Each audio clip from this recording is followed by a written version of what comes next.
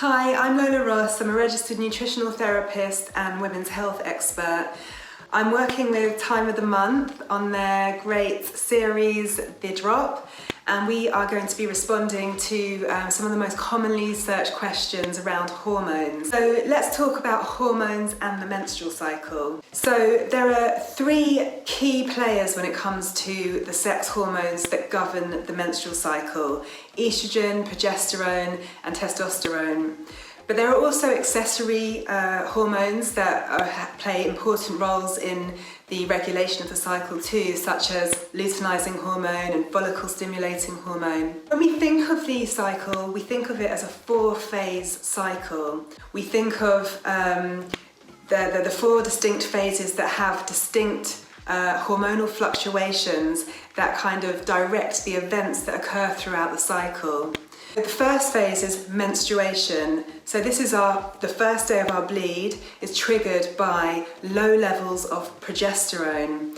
And actually all of our three key player sex hormones are at their lowest levels at the beginning of our menstrual phase.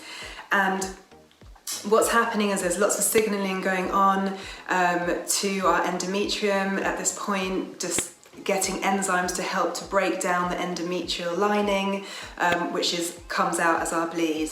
Then towards the end of this phase, our hormones are rising, and then we enter into our follicular phase, so the second phase of our cycle.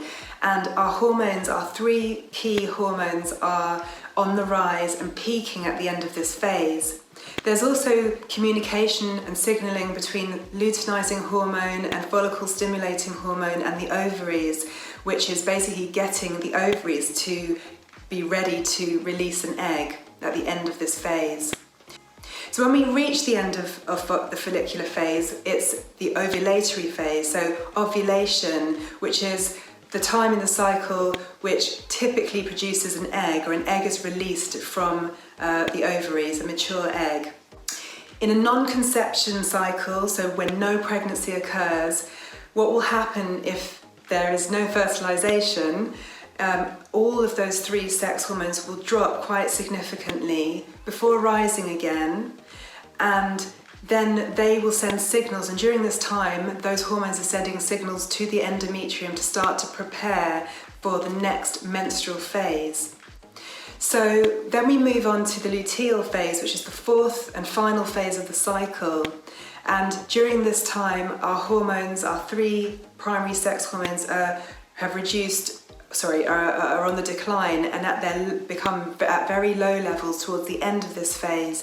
And it's exactly at that point, when that progesterone is particularly low, that it triggers menstruation. And so the cycle begins again. If you've got any questions, please do drop them in the comments below.